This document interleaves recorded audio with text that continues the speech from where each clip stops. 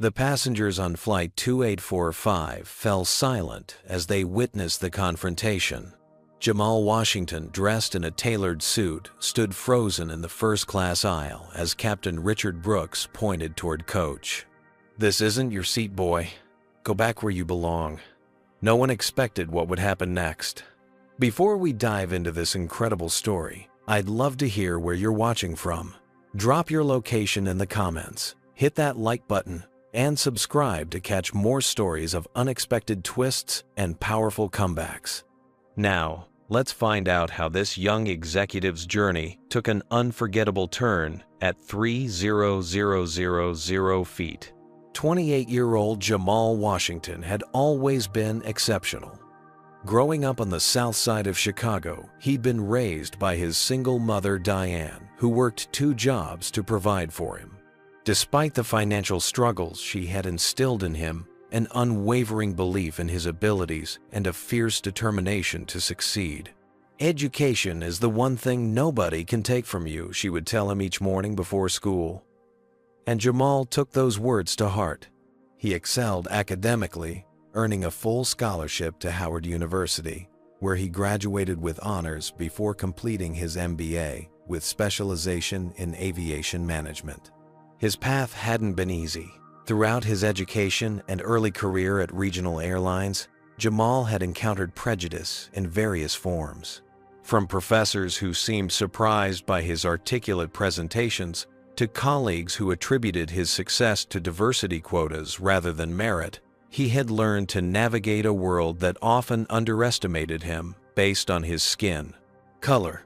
But Jamal's exceptional analytical skills and innovative approaches to airline efficiency had caught the attention of Harold Thompson, the 62-year-old white CEO of Skyline Airways, one of the nation's largest carriers. After watching Jamal's presentation at an aviation conference, Thompson had approached him personally. "Son, I've been in this business for 40 years and I've never seen anyone break down the complexities of route optimization the way you just did," Thompson had told him. "Skyline needs fresh thinking like yours." 2 weeks later, Jamal was offered the position of Executive Vice President of Operations at Skyline Airways, making him the youngest executive in the company's history and one of the few black executives in the predominantly white airline industry. The night before his first official flight in his new role, Jamal sat in his hotel room in Atlanta reviewing the company reports. Skyline had been losing market share to more innovative carriers, and customer satisfaction scores were dropping, particularly in their in-flight experience category. CEO Thompson had given Jamal a clear directive: to find out what was really happening on their flights and fix it. "Don't tell anyone who you are," Thompson had advised. "I want you to experience our service exactly as our passengers do. No special treatment." Jamal called his mother that evening, his voice betraying both excitement and apprehension. "Mom, tomorrow's the big day. My first undercover evaluation. I'm so proud of you, baby." Diane Washington replied, her voice warm with emotion. "But remember what I told you when you were little." Jamal smiled. "No matter how high I fly, keep my feet on the ground." "That's right. And no matter what title they give you, to some people, you'll always be just another black man they think doesn't belong. Don't let it shake you." After hanging up, Jamal meticulously prepared for his assignment. He reviewed the personnel files of the crew for Flight 2845 from Atlanta to San Francisco, studied the aircraft specifications, and analyzed recent customer feedback. He wanted to be thorough in his assessment. As he packed his leather briefcase with his company laptop notebook and the first-class ticket that would allow him to observe the premium service experience, Jamal felt the weight of his new responsibility. It wasn't just about his own success anymore. As one of the few black executives in the industry, he carried the unspoken burden of representation. His performance would inevitably affect how other people of color might be perceived and treated in similar positions. He straightened his custom-tailored navy suit and adjusted his red tie in the hotel mirror. The face that looked back at him was youthful, but determined. At 28, he looked younger than most executives, especially in the conservative airline industry. Combined with his race, Jamal knew his appearance would lead some to question his authority and expertise. Just another day proving them wrong, he whispered to himself, a mantra that had carried him through countless situations where he'd been underestimated. As he set his alarm for the early morning flight, Jamal had no idea that Flight 2845 would test his resolve in ways he couldn't imagine becoming. Not just an evaluation of Skyline's service, but a pivotal moment in his career and life. Atlanta International Airport buzzed with the usual morning chaos as Jamal arrived for Skyline Airways Flight 2845 to San Francisco. He navigated through the crowded terminal, rolling his carry-on beside him, briefcase tucked neatly under his arm. He deliberately dressed the part of a successful business traveler, tailored suit, polished Oxford shoes, and a subtle platinum tie clip that had been a graduation gift from his mother.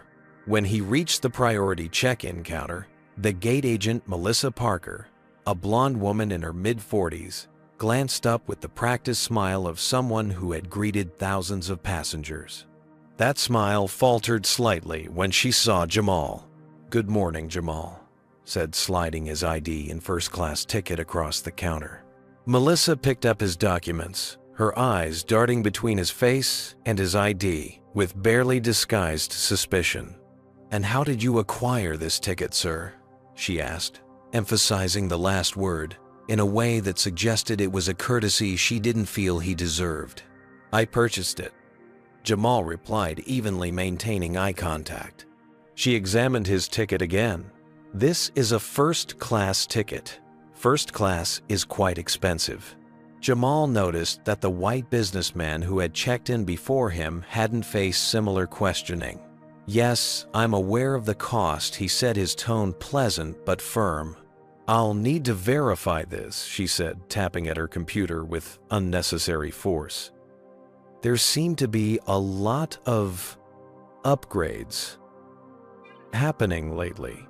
As Melissa continued to scrutinize his documentation, Jamal maintained his composure, though his heart rate had picked up. This wasn't new to him. Throughout his life, he'd been questioned about his presence. In spaces where black faces were rare, elite universities, executive conferences, luxury stores, he had developed a practiced calm for such situations. After what seemed like an unnecessarily long verification process, Melissa reluctantly handed back his documents. "You're cleared to board with the first group," she said, her tone suggesting she'd uncovered some sort of fraud but couldn't prove it. As Jamal moved toward the waiting area for priority boarding, he felt the eyes of other passengers on him. In the designated first-class seating area, an elderly white couple, the Wilsons, looked up as he sat across from them. "You must be a basketball player," Mr. Wilson said with a smile that suggested he thought he was paying Jamal a compliment. "No, sir, I'm not," Jamal replied politely. "Football," then Mrs. Wilson chimed in, peering at him over her reading glasses. "I'm in corporate aviation, actually," Jamal explained, having had this conversation countless times before. "Oh," Mrs. Wilson exclaimed with surprise, "like a flight attendant?" "No, I work on the business side," Jamal clarified, deliberately keeping his exact position vague, as per CEO Thompson's instructions. The couple exchanged glances, their expressions a mixture of confusion and discomfort at having their assumptions challenged. Before the conversation could continue, the boarding announcement came over the PA system. "We would like to welcome our first-class and priority passengers for Skyline Airways Flight 2845 to San Francisco." Jamal stood, nodding politely to the Wilsons before moving toward the gate. As he handed his boarding pass to the gate agent, he overheard a man behind him mutter to his companion, "Since when does Skyline give out free upgrades to meet quotas?" Ignoring the comment, Jamal boarded the plane and was greeted by flight attendant Veronica Summers, a professional-looking woman in her 30s with auburn hair pulled back into a neat bun. "Welcome aboard, sir," she said, with a genuine smile, directing him down the aisle to his seat. Jamal settled into seat 2.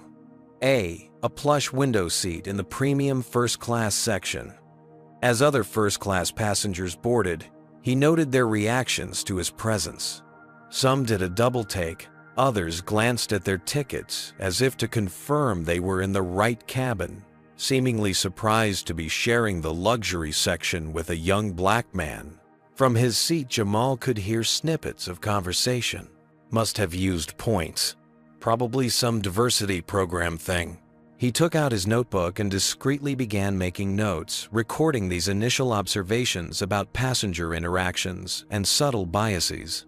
This was exactly the kind of real passenger experience that CEO Thompson wanted him to document. As the final first-class passengers boarded, Jamal observed their treatment by the crew. Flight attendant Tyler Johnson, a tall man with a friendly demeanor, offered pre-flight champagne to everyone in the cabin. When he reached Jamal, however, there was a slight hesitation. "Would you care for champagne as well?" Sir Tyler asked, his inflection suggesting surprise that Jamal might want the same service offered to other first-class passengers. "Yes, thank you," Jamal replied, making another note in his book. So far, the subtle discrimination was following familiar patterns, not outright hostility, but small indignities and assumptions that accumulated over time, wearing down even the most resilient person. As the coach passengers filed past toward the back of the plane, Jamal caught several curious glances.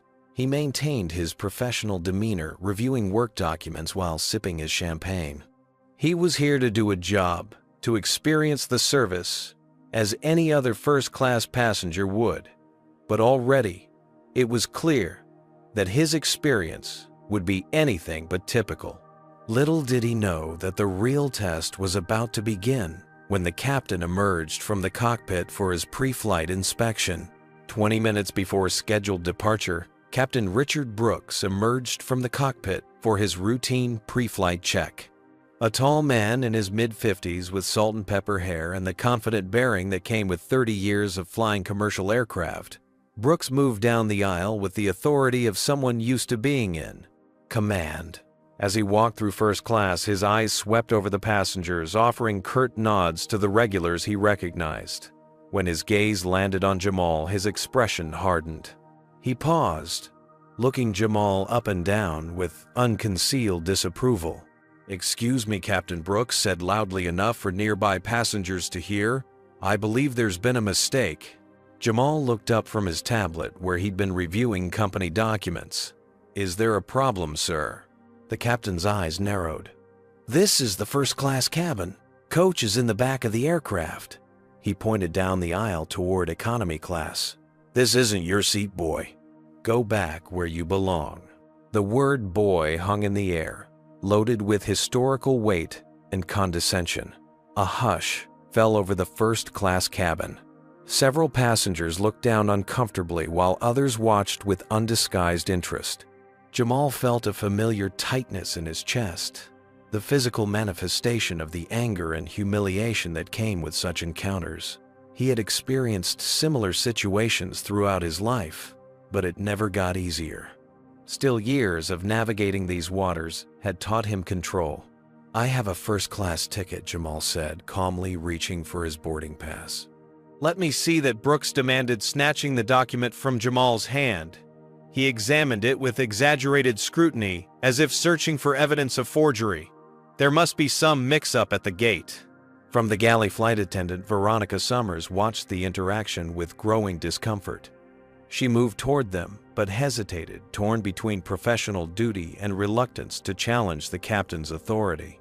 "Captain Brooks," she finally said, "I checked his boarding pass during entry. It's valid for this seat." Brooks ignored her, still staring at Jamal's ticket. From the cockpit doorway, co-pilot Travis Miller observed the scene with a frown deepening on his face. "Is everything all right?" Captain Miller called out. "Just sorting out a seating situation," Brooks replied without looking back. Jamal remained composed, though his heart pounded. This was no longer about subtle microaggressions. This was overt discrimination happening in front of a plane full of witnesses. As an executive evaluating service quality, he should document this. As a black man being humiliated, he wanted to respond with the anger he felt. The professional in him won out. "If you check the passenger manifest," Jamal suggested evenly, "you'll find I'm assigned to this seat. I'd be happy to show you my ID as well." He reached for his wallet. Captain Brooks reluctantly looked at Jamal's driver's license, then handed back both documents with visible reluctance. "Well, must be some mix-up," he muttered, offering no apology. "We need to maintain certain standards in first class." As Brooks turned to leave, flight attendant Tyler Johnson approached with apparent casualness.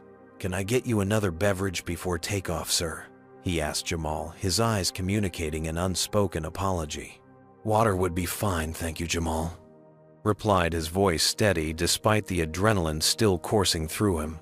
As Tyler moved to the galley, he exchanged glances with Veronica, who shook her head slightly in disgust at the captain's behavior.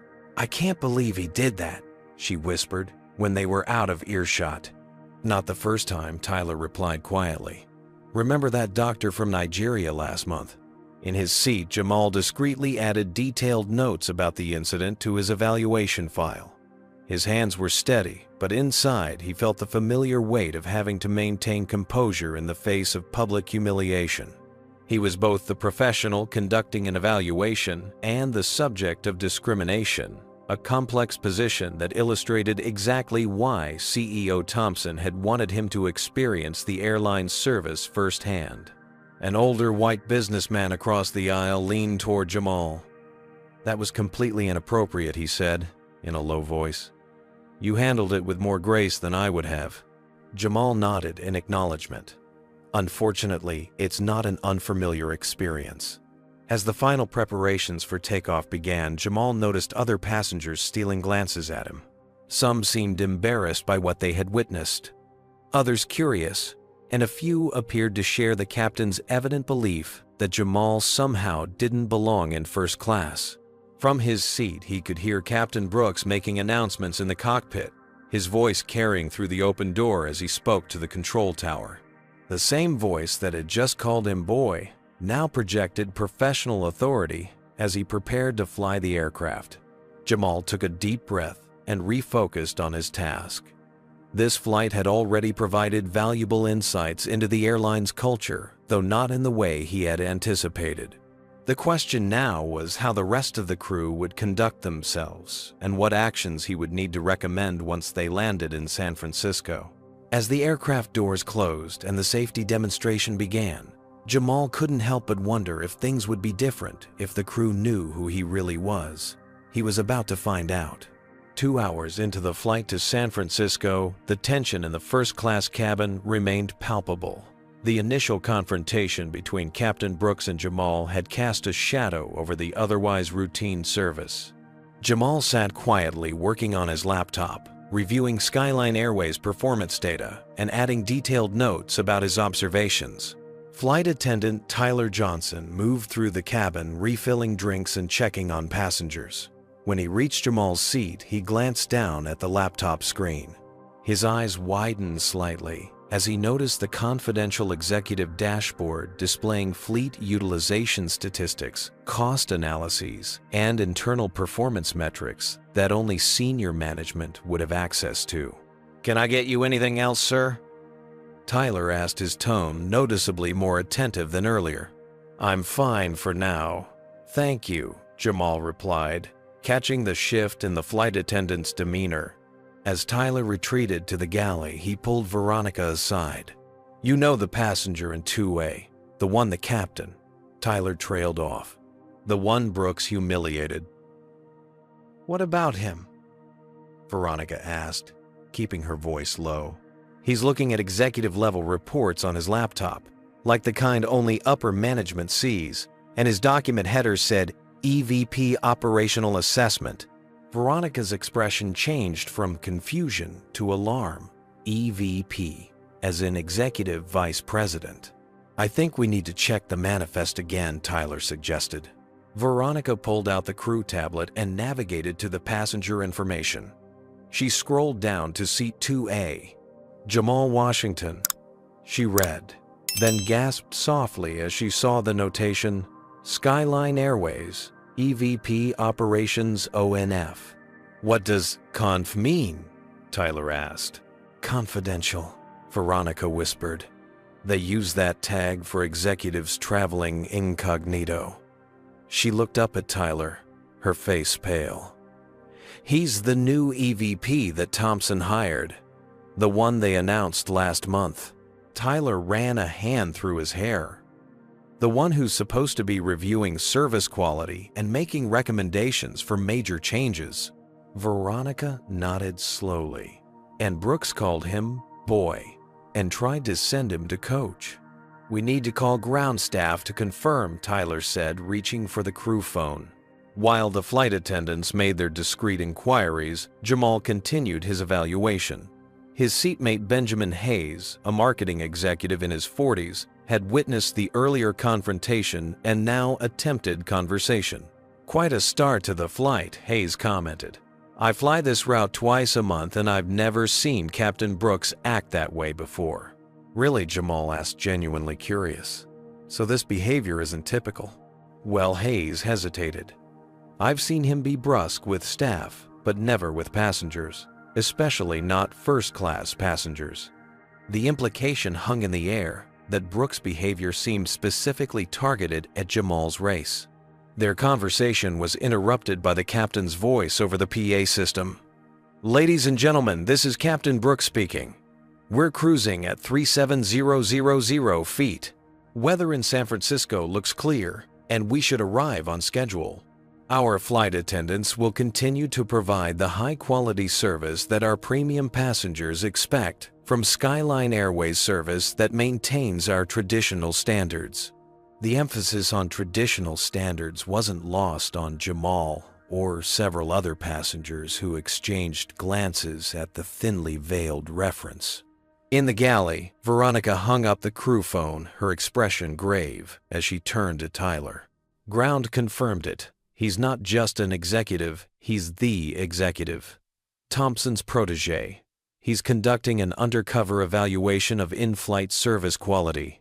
"We're dead," Tyler whispered, "after how the captain treated him." "Not just the captain," Veronica admitted. "The gate agent questioned his ticket repeatedly. I saw it happen but didn't intervene. And even I hesitated when Brooks confronted him." "We need to tell the captain," Tyler said. "You think that will make it better?" Veronica asked skeptically. "You know Brooks. He'll just get defensive or make it worse." In the cockpit, co-pilot Travis Miller had noticed the unusual activity among the flight attendants and their concerned glances toward first class. When he stepped out to use the lavatory, he quietly asked Tyler what was happening. After learning about Jamal's identity, Travis returned to the cockpit, debating whether to inform Captain Brooks. The captain was notoriously resistant to criticism, particularly from younger crew members. But this situation seemed too significant to ignore. "So, what do you think? Is it better for the co-pilot to tell Captain Brooks about Jamal's true identity, or let him discover it on his own?" Comment number 1. If you think Travis should inform the captain immediately. Or number 2, if you believe he should wait. While we're at it, hit that like button if you've ever witnessed discrimination and stood up against it, and subscribe to catch the next part of this incredible story. What do you think will happen when the captain discovers who Jamal really is? Will he apologize or make the situation even worse? Let's continue and find out. Back in first class, Jamal was beginning to notice the changed atmosphere. The flight attendants were now providing him with exceptionally attentive service, offering premium snacks and drinks before he could request them, addressing him with noticeable deference. The shift was so dramatic that other passengers had begun to notice. Mrs. Wilson, the elderly woman who had assumed he was an athlete, leaned across the aisle. "They certainly changed their tune with you," she observed. "Did you say something to them?" "No," Jamal replied honestly. "I haven't said anything." But something had clearly changed, and as Jamal continued his detailed evaluation, he wondered how the crew's behavior would evolve when they reached their destination. and what recommendations he would ultimately make to CEO Thompson about the culture at Skyline Airways. Word traveled quickly through the aircraft.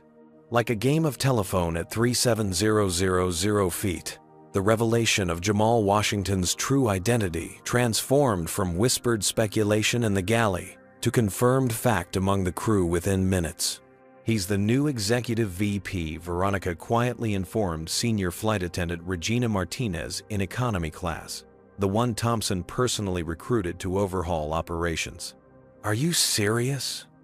Regina's eyes widened, and Brooks called him boy. In front of the entire first-class cabin, Veronica confirmed, "I've never been so embarrassed to wear this uniform." The news continued to spread, reaching flight attendants Carter Williams and Alicia Peterson at the rear of the aircraft. "This is worse than the incident with the Korean family last month," Carter muttered. "At least that wasn't in front of everyone." Back in first class, the change in service was becoming increasingly apparent. Tyler approached Jamal's seat with a warm towel on a silver tray, something that hadn't been offered to any other passenger. "Mr. Washington, can I get you anything else? Perhaps some noise-canceling headphones or a premium wine from our reserve selection?" Jamal noted the use of his name, which he hadn't provided to any crew member, and the sudden upgrade in service offerings. "No thank you, Tyler," he replied, reading the flight attendant's name tag. "I'm fine for now." Tyler hesitated, clearly wanting to say more. Finally, he lowered his voice. "Sir, I want to personally apologize for the incident earlier. It doesn't reflect the values that many of us at Skyline try to uphold." It was a carefully worded apology, acknowledging the wrong without directly criticizing the captain. Jamal appreciated the gesture, but remained professionally neutral. "Thank you, Tyler. I'm documenting all aspects of this flight experience." Tyler nodded, understanding the implied message. He moved away, but not before several nearby passengers noted the deferential interaction. In the cockpit, co-pilot Travis Miller had finally worked up the courage to address Captain Brooks. "Captain, there's something you should know about the passenger in 2A. Brooks barely glanced up from the flight controls. "What about him?" "His name is Jamal Washington. He's the new Executive Vice President of Operations at Skyline." Brooks' hands froze momentarily over the controls. "That's not possible. Thompson said the new EVP wouldn't be starting field evaluations until next week."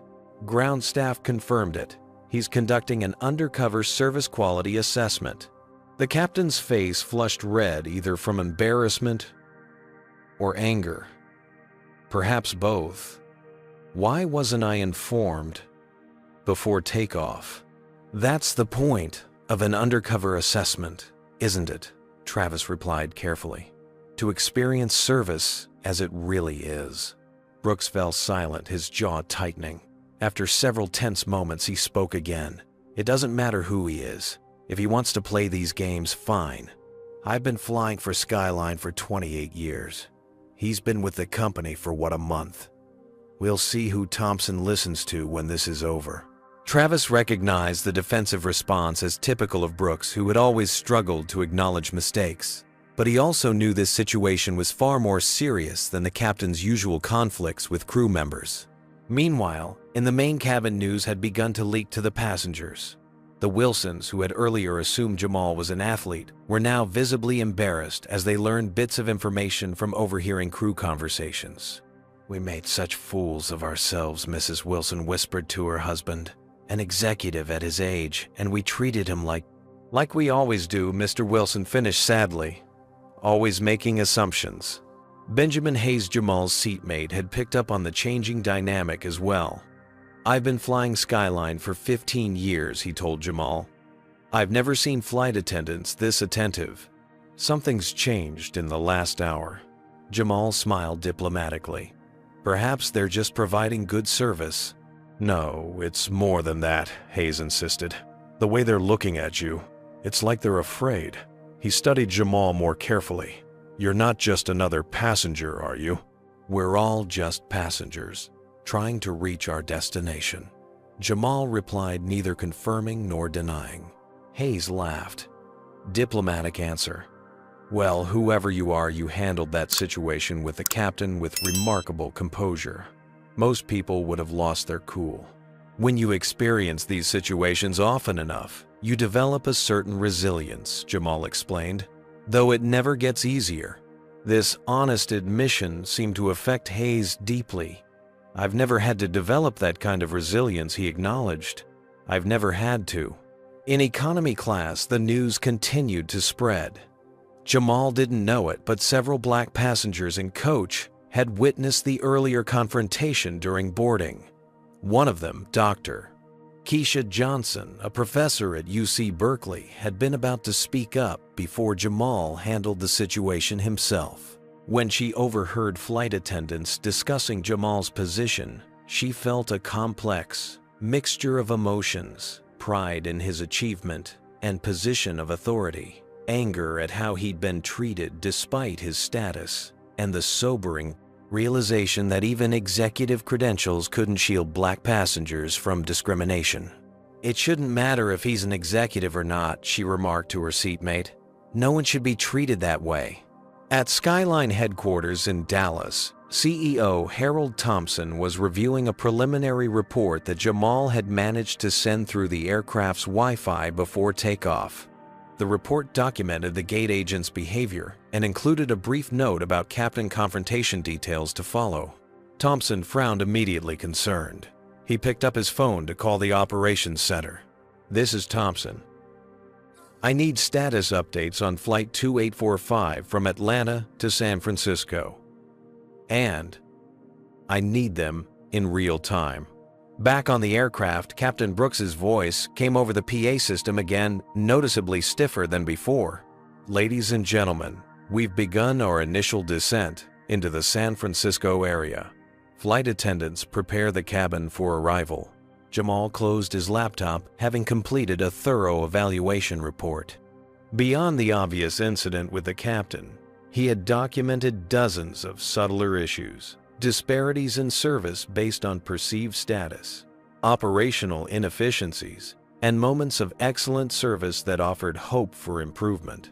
As he looked out the window at the clouds below, Jamal thought about the complex challenge ahead. This wasn't just about one captain or one flight. It was about addressing systemic biases that affected the entire passenger experience. And now, with his cover effectively blown, he wondered how the rest of this journey would unfold. The real test was still to come. "Ladies and gentlemen, this is Captain Brooks." The PA system crackled to life as the aircraft began to encounter light chop. "We're expecting some turbulence as we cross the Rocky Mountains. I've turned on the fasten seatbelt sign. Please return to your seats and secure your seatbelts." No sooner had the announcement ended than the aircraft shuddered violently. Drinks spilled overhead, bins rattled, and a chorus of startled gasps filled the cabin. What had been forecast as light turbulence was rapidly intensifying into something more serious. In first class, Jamal tightened his seatbelt as the plane dropped suddenly, then rose with equal abruptness. Next to him, Mrs. Wilson let out a frightened cry as her reading glasses flew off her face and her drink toppled into her lap. "It's all right," Jamal reassured her, instinctively reaching out to steady the elderly woman as the aircraft bucked again. "Commercial planes are built to handle much worse than this." Captain Brooks's voice, tense but controlled, came over the intercom again. "Flight attendants, secure the cabin and take your seats immediately." The turbulence worsened, transforming the routine flight into a white-knuckle experience. In the cockpit, Brooks and Miller worked in focused tandem, their earlier tension temporarily forgotten as they navigated through the violent air currents. "San Francisco Center Skyline, 2845, requesting immediate altitude change," Brooks radioed. "We're experiencing severe turbulence at flight level 370. Skyline, 2845, cleared to descend to flight level 330. Reports indicate clear air at that altitude." As the pilots managed the challenging conditions, Veronica and Tyler struggled to reach their jump seats. The aircraft lurched again, sending Tyler stumbling into the first-class galley. Aluminum service carts slid across the floor despite their brakes. "I need help," Mrs. Wilson called out suddenly. The elderly passenger was hyperventilating, clutching at her chest in apparent distress. Without hesitation, Jamal unbuckled his seatbelt and reached across to assist her, bracing himself against the seat in front as the plane continued to shake. "Take slow, deep breaths," he instructed calmly, demonstrating the technique while maintaining eye contact with the frightened woman. "In through your nose, out through your mouth." Veronica hurried over, medical kit in hand. "Sir, you need to return to your seat immediately," she said, though her tone lacked conviction as she witnessed Jamal's effective intervention. "She might be having a panic attack," Jamal explained, still helping Mrs. Wilson regulate her breathing. "My mother is a nurse. I've seen this before." Another violent jolt sent Veronica stumbling. Jamal caught her arm with his free hand, preventing what could have been a nasty fall. "Thank you," she said, genuine gratitude in her voice. Together they attended to Mrs. Wilson, whose breathing was gradually normalizing.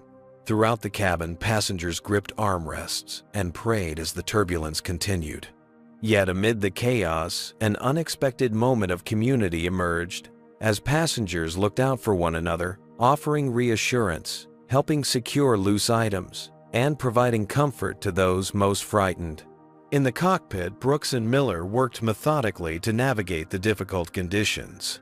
Despite his personal failings, Brooks was an experienced pilot, and his technical skills were evident as he skillfully guided the aircraft through the turbulent airspace. As they descended to the clearer air at 33000 feet, a technical issue arose. The PA system, which operated on a separate circuit from the cockpit communications, malfunctioned in an unusual way. Instead of broadcasting announcements to the cabin, it began transmitting cockpit conversations to the first-class cabin. "Smooth on the controls," Brooks instructed Miller as they leveled off. "We're clear of the worst of it now." Passengers in first class exchanged surprised glances as they suddenly became privy to the cockpit dialogue. "Roger that," Miller responded. "Vertical speed stabilizing. I'll tell you one thing." Brooks continued, unaware that his words were being broadcast. "This whole situation with that Washington kid is a mess. Thompson's diversity hire is going to be writing a scathing report now." Jamal, still helping Mrs. Wilson, froze at hearing his name. Around him, first-class passengers looked uncomfortable as the captain's unfiltered thoughts filled their cabin. "You don't know that he's a diversity hire," Miller's voice objected. "His resume is impressive. Howard MBA Operational Innovations at 2 regional carriers." "Please," Brooks scoffed. "Thompson's feeling the pressure from the board to diversify executive leadership. You think it's coincidence he hired a black kid barely old enough to rent a car?" Jamal maintained his composure, though his jaw tightened visibly. The passengers around him shifted uncomfortably, many avoiding eye contact out of second-hand embarrassment. "His age and race don't negate his qualifications," Miller countered his frustration, evident even through the tinny speakers. "Look, I've been flying longer than he's been alive," Brooks retorted. "These corporate types with their fancy degrees don't understand the real world of aviation. They think they can fix everything with spreadsheets and diversity seminars." In Seat 3C, Benjamin Hayes looked directly at Jamal and shook his head apologetically. "This is inexcusable," he mouthed silently.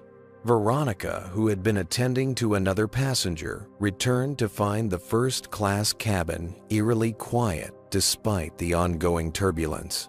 When she heard the captain's voice through the speakers, she realized what was happening and rushed to the galley to contact the cockpit.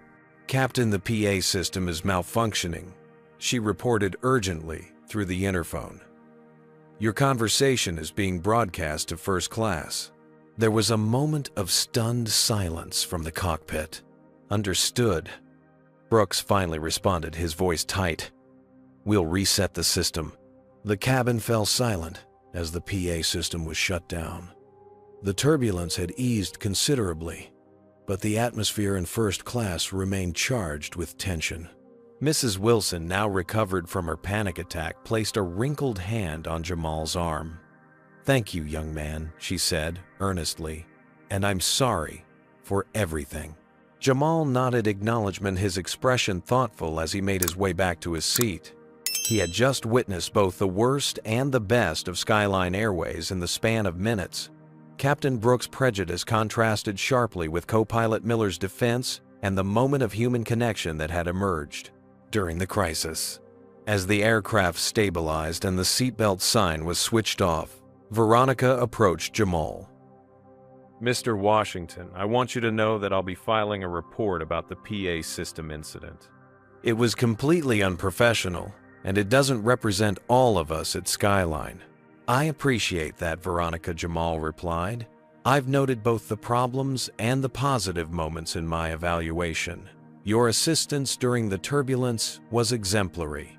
Behind Veronica, several passengers had formed a subtle alliance, having witnessed both the earlier confrontation and now the captain's unfiltered opinions. Their expressions communicated a shared understanding of the situation and a quiet solidarity with Jamal. As the flight continued towards San Francisco, Jamal realized that this journey had revealed far more than operational inefficiencies or service gaps. It had exposed the complex human dynamics that shape the passenger experience, dynamics that no amount of corporate training could fully address without honest acknowledgement of the underlying issues. He turned to his laptop and added a new section to his report titled Cultural Assessment. The recommendations he would make to CEO Thompson would need to go far beyond procedural changes. Real transformation would require courage and honesty, starting at the top. With 45 minutes remaining before landing in San Francisco, Captain Brooks left the cockpit during a scheduled break. First Officer Miller took control of the aircraft while Brooks stretched his legs and used the forward lavatory. It was standard procedure, but today, the timing couldn't have been worse. As Brooks emerged from the lavatory, he found himself face to face with Jamal in the first-class galley. The confined space made the encounter unavoidable. For a moment, neither man spoke, the tension between them palpable. Flight attendant Tyler, sensing the potential for conflict, busied himself nearby, ostensibly arranging snacks, but actually positioning himself to intervene if necessary. Mr. Washington Brooks finally acknowledged, his tone clipped. Captain Brooks. Jamal replied evenly. Brooks glanced around at the first-class passengers, many of whom were watching the interaction with undisguised interest. He lowered his voice. Perhaps we should speak privately. I believe we're as private as we need to be, Jamal responded, maintaining a professional demeanor despite the adrenaline coursing through him. After all, you didn't seem concerned about privacy when you tried to remove me from first class earlier. The captain's face flushed. Look, if you've got a problem with how I run my aircraft, you can take it up with Thompson. I've been with this airline for nearly 3 decades. And in those 3 decades, Jamal asked quietly, how many other passengers have you told to go back where they belong? Brooks stepped closer, using his height advantage to look down at Jamal. Don't make this about race, son. This is about respect for the uniform and the chain of command.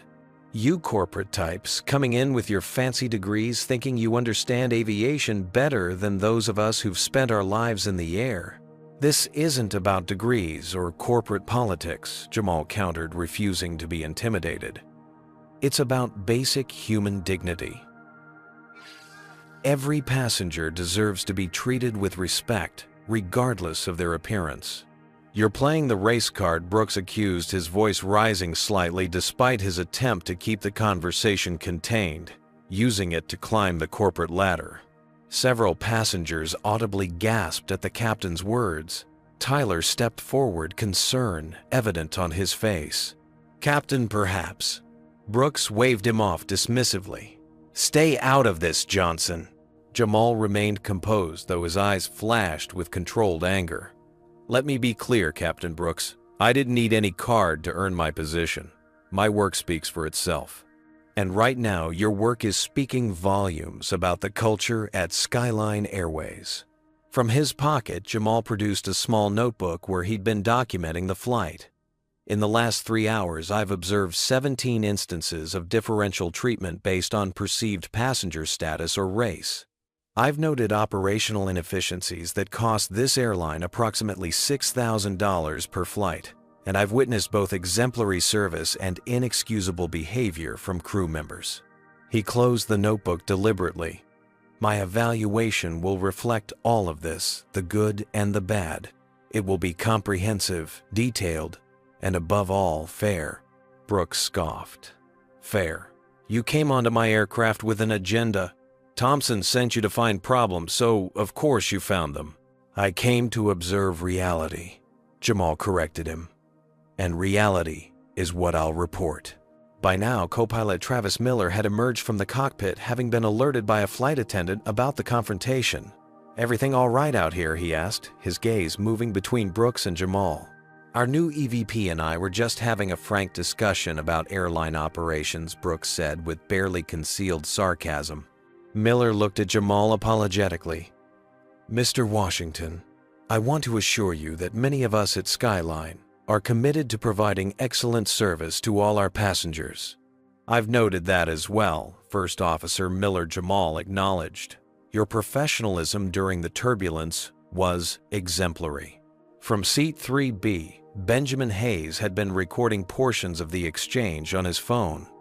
When Brooks noticed this, his expression darkened further. "Photography and recording on this aircraft are prohibited," he snapped. Actually, Hayes countered Skyline's own policy states that passengers may record their experience as long as it doesn't interfere with crew member duties or compromise safety. "I checked the in-flight magazine."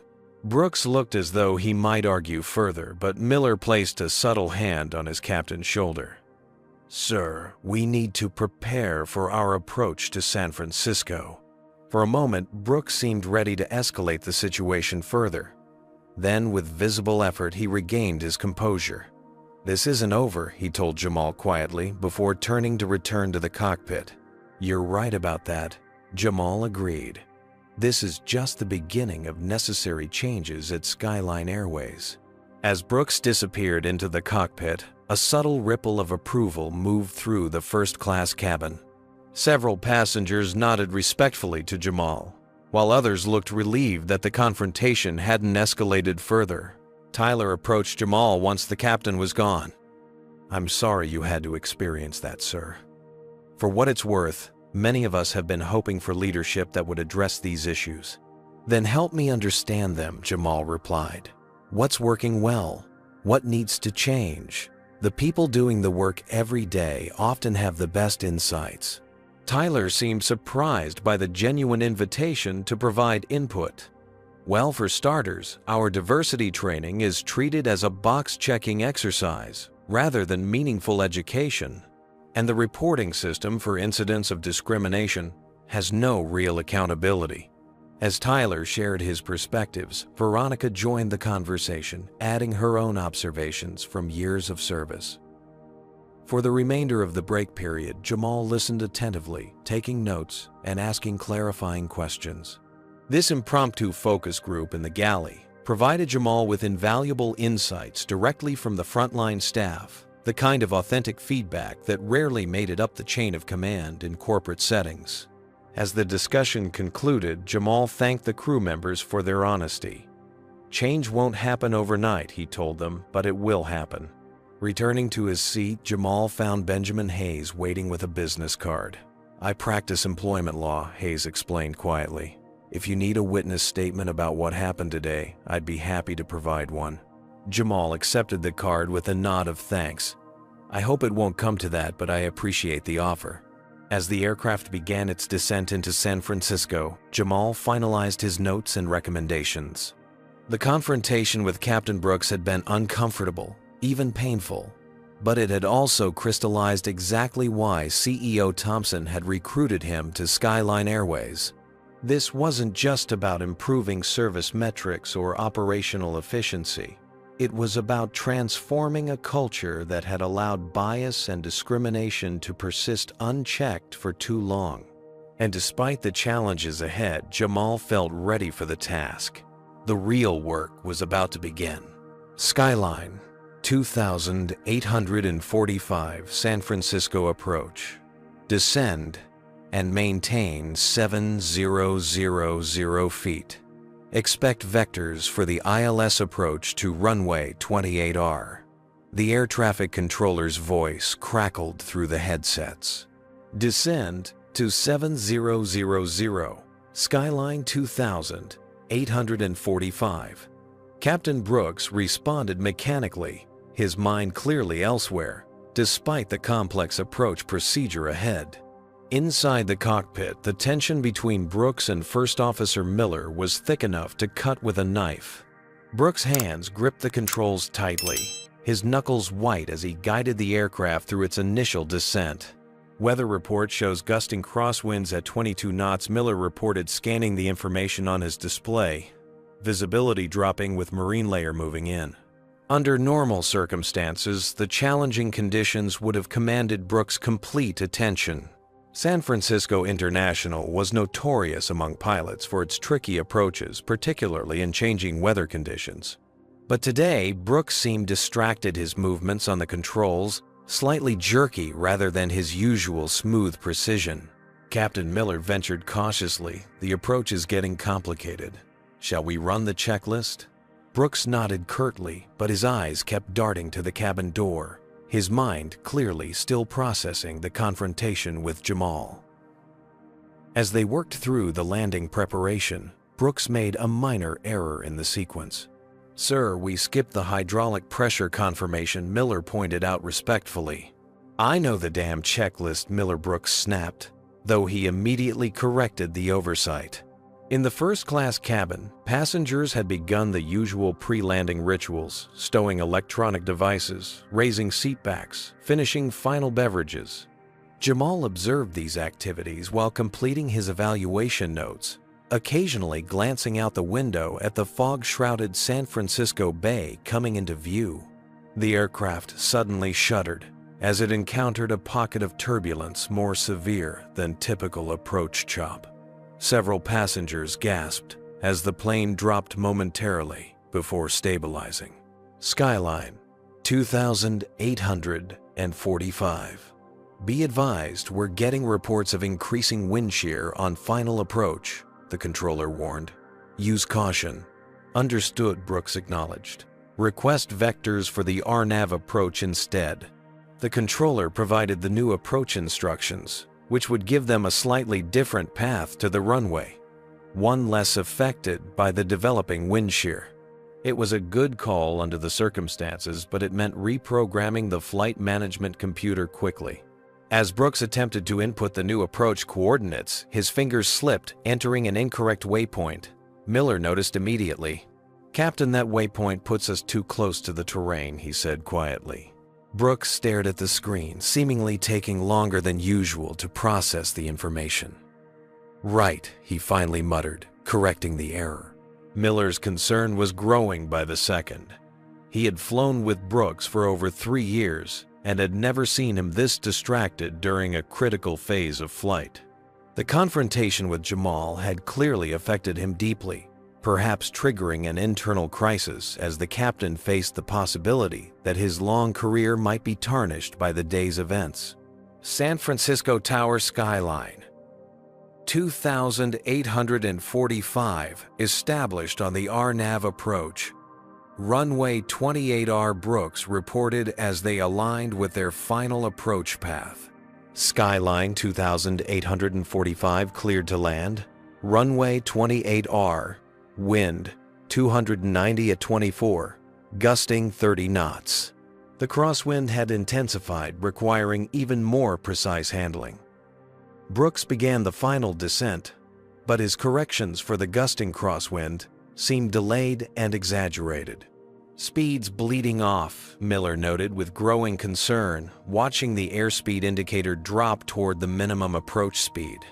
Brooks overcorrected, adding too much thrust and sending their speed climbing above the optimal approach range.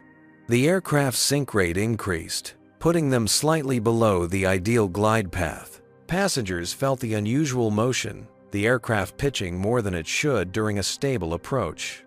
In first class, Jamal and other experienced travelers exchanged concerned glances, "Something's not right," Benjamin Hayes murmured, tightening his seatbelt. Inside the cockpit, Miller faced a critical decision. FAA regulations and airline procedures were clear. If an approach became unstable, the proper action was to execute a go-around, abort the landing climb to a safe altitude, and try again. But suggesting this meant challenging the captain's authority during an already tense situation. Captain Miller said firmly, "Our approach is becoming unstable. Consider a go-around." Brooks didn't immediately respond, his focus seemingly fixed on forcing the aircraft onto the correct path, rather than acknowledging that they needed to abort this attempt. The cockpit warning system suddenly blared to life. Wind shear. Wind shear. This automated alert snapped Brooks back to full attention. In this moment, his decades of experience and training took over, transcending his personal distress.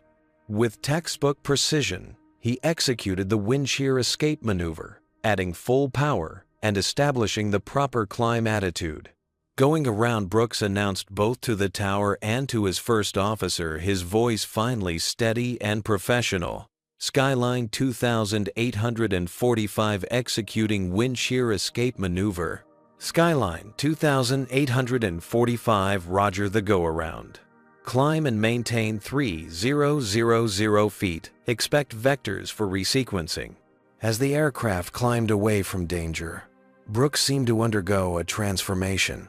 The skilled pilot, who had built a respected career over decades, reasserted himself, handling the aircraft with his characteristic precision. Once they were safely established in the climb, Brooks turned to Miller. "Thank you," he said quietly. "You were right to call out the unstable approach." It was a small moment of humility from a man not known for admitting mistakes, but it revealed something important about Brooks's character. Despite his prejudices and defensive behavior, he was ultimately committed to the safety of his character. Passengers and crew. As they leveled off at 3000 feet and prepared for a second approach attempt, Brooks made a decision. "I'd like you to take the controls for this landing, Travis," he said, using Miller's first name, something he rarely did. Miller looked surprised, but nodded. "I have the aircraft," he confirmed, taking the controls. "I'll handle the radios and systems," Brooks continued. "My head's not where it needs to be for this approach." It was perhaps the most difficult admission Brooks had made in his career, acknowledging that his emotional state had compromised his performance and voluntarily stepping back from a task he had always insisted on controlling. As Miller skillfully guided the aircraft onto its second approach, Brooks handled the supporting duties with professional precision. Together they functioned as the team they were trained to be, setting aside personal tensions in service of their shared responsibility. In the cabin, passengers remained unaware of the specific dynamics playing out in the cockpit, but they could feel the difference. In the second approach, the aircraft's movement smooth and controlled as it descended toward the Aus. Runway. Jamal watched the fog-shrouded airport come into view, thinking about what he had observed throughout this remarkable flight. The incidents of prejudice and discrimination were troubling, but not surprising.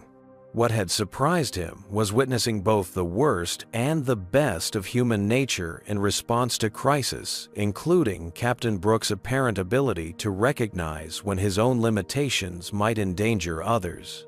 As the aircraft's wheels touched down smoothly on runway 28R, Jamal wondered if there might be more complexity to Richard Brooks than he had initially assumed, and whether that might offer a foundation for the difficult conversations and changes that lay ahead.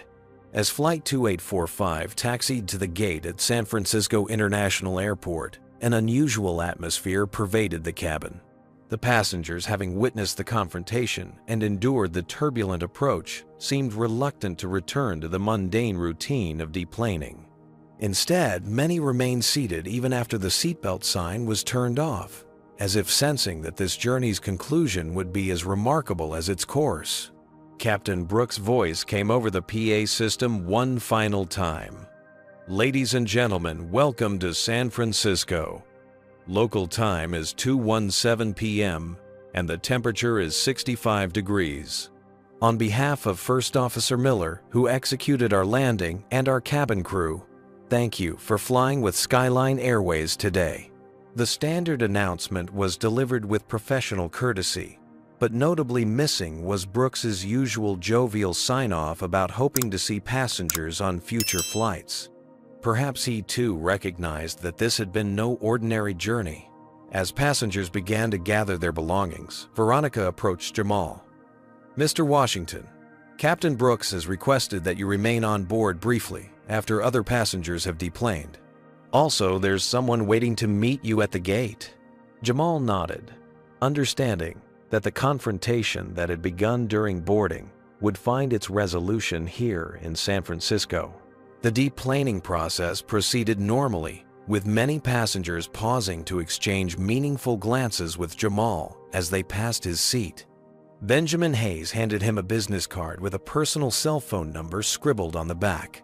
"Whatever happens next, you've got allies," Hayes said simply before making his way down the aisle. Mrs. Wilson, the elderly woman Jamal had helped during the turbulence, stopped by his seat. "Young man, I want to thank you again, and to apologize for my assumptions when we first met. An old woman can still learn new lessons, it seems." "We all have learning to do, Mrs. Wilson," Jamal replied with genuine warmth. As the last passenger exited, an unexpected silence fell over the normally bustling aircraft. Jamal remained seated, allowing the crew time to complete their post-flight duties and prepare for whatever conversation would follow. Finally, Captain Brooks emerged from the cockpit, still in his uniform, but with his captain's hat removed, a small but noticeable break from protocol that suggested a shift in attitude. Behind him came First Officer Miller, followed by Veronica Tyler and the other flight attendants. They assembled in the first-class cabin, an impromptu gathering of the entire crew. Brooks cleared his throat. "Mr. Washington, I've been flying for Skyline Airways for 28 years. In that time, I've prided myself on being a professional. Today," he paused, visibly struggling with his words today, "I failed to meet that standard." The admission hung in the air, surprising in its directness. Brooks continued, "My behavior was unacceptable, not just toward you as an executive of this airline, but toward you as a passenger and as a person." Jamal maintained eye contact with the captain, but didn't immediately respond, allowing him space to continue. "I could offer explanations about stress or changing times or old habits," Brooks went on, "but excuses don't change facts. The fact is, I let my prejudices affect my professional conduct. For that, I owe you an apology." The sincerity in Brooks's voice suggested this was not merely damage control, but a genuine moment of reflection. Captain Brooks Jamal finally responded, rising to his feet. "I appreciate your apology, and I want to acknowledge something as well. When faced with a dangerous landing situation, you set aside your personal feelings and made the right decision for the safety of everyone on board. That speaks to your professionalism as a pilot, if not your initial interaction with me as a passenger." He looked around at the assembled crew. "My job at Skyline isn't to fire people or assign blame. It's to identify problems and implement solutions that make this airline better for everyone, passengers and employees alike." From his briefcase, Jamal withdrew several copies of his preliminary report. This flight revealed significant issues that need addressing, from service inconsistencies to biases that affect the passenger experience. But it also showed me the potential within Skyline crew members who intervened when they witnessed discrimination, a first officer who spoke up when safety was at stake, and flight attendants who provided excellent service despite challenging circumstances. As he handed the reports to key crew members, the aircraft door reopened. CEO Harold Thompson himself entered the cabin, surprising everyone present. At 62, Thompson was a commanding figure with silver hair and the weathered face of someone who had started his aviation career as a baggage handler decades earlier. "I see you've all met our new EVP," Thompson said, surveying the gathered crew. "When I recruited Jamal from Howard, I told him I wanted honest assessments, not sugar-coated reports. From what I've heard about this flight, that's exactly what he's delivered. Brooks stepped forward. Harold, I've already apologized to Mr. Washington, but I should explain to you as well. Thompson raised a hand. Richard, we'll have a private conversation about today's events. But first, I want to address everyone here. The CEO looked around at the assembled crew. Skyline Airways was founded 60 years ago with a simple mission to connect people with excellence and dignity. Somewhere along the way, we've lost sight of the dignity part of that equation. Not just for our passengers, but for our employees too. He gestured to Jamal.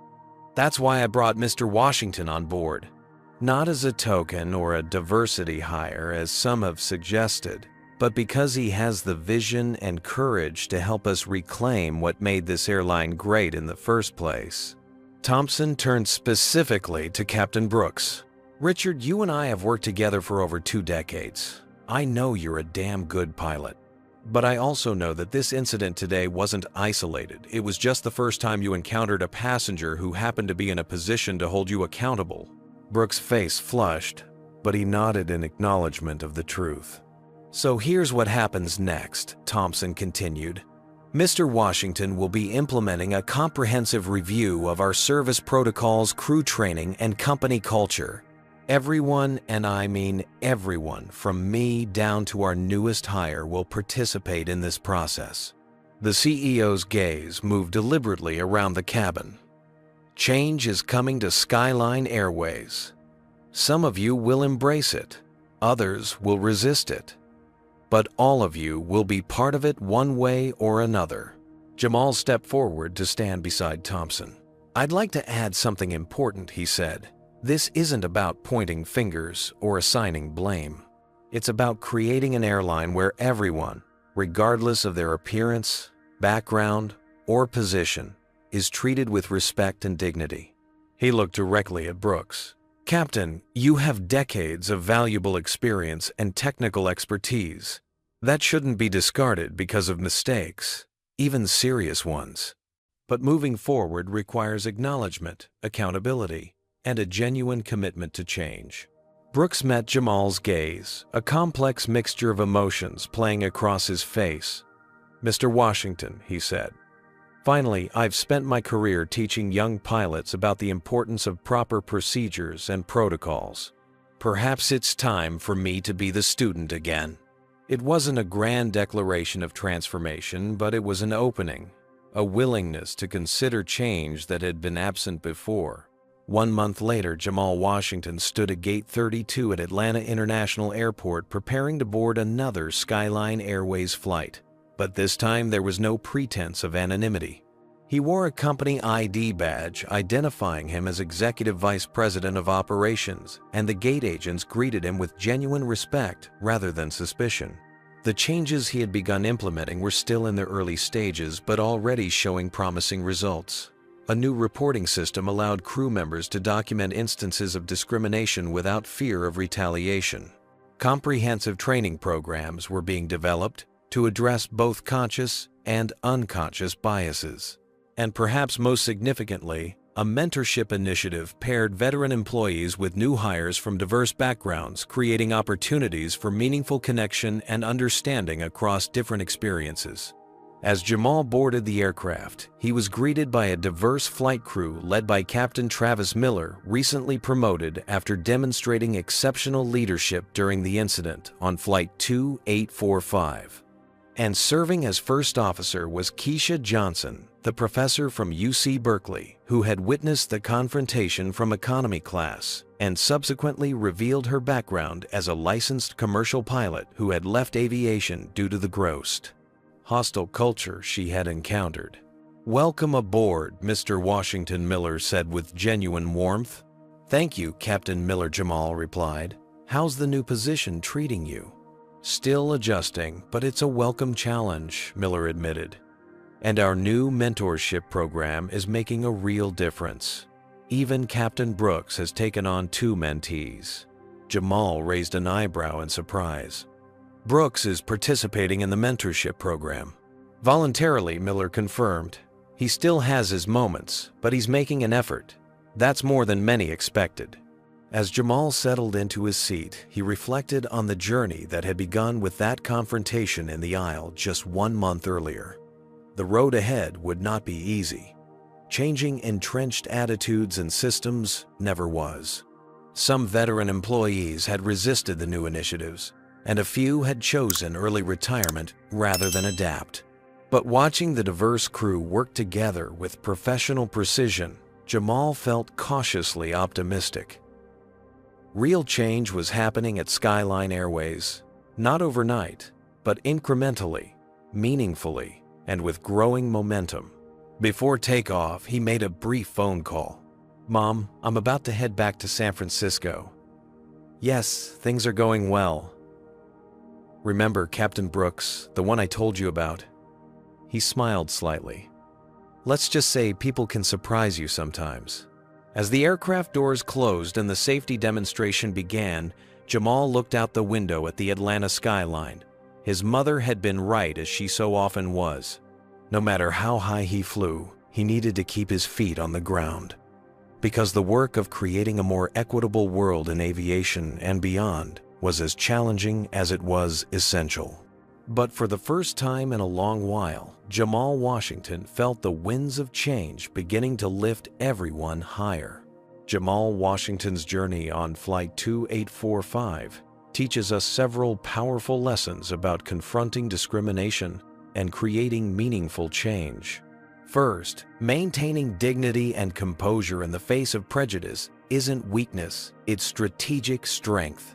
By documenting incidents rather than responding with equal hostility, Jamal preserved his credibility and positioned himself to effect systemic change.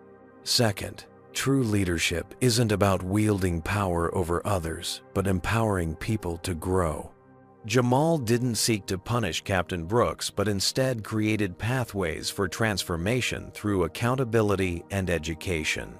He recognized that lasting change requires bringing people along rather than casting them aside. Third, discrimination doesn't exist in isolation. It's embedded in systems. By addressing both individual behaviors and institutional practices, Jamal tackled the root causes rather than merely treating symptoms. His comprehensive approach acknowledged that meaningful change must operate at multiple levels simultaneously. Finally, the story reminds us that progress isn't instant, but incremental.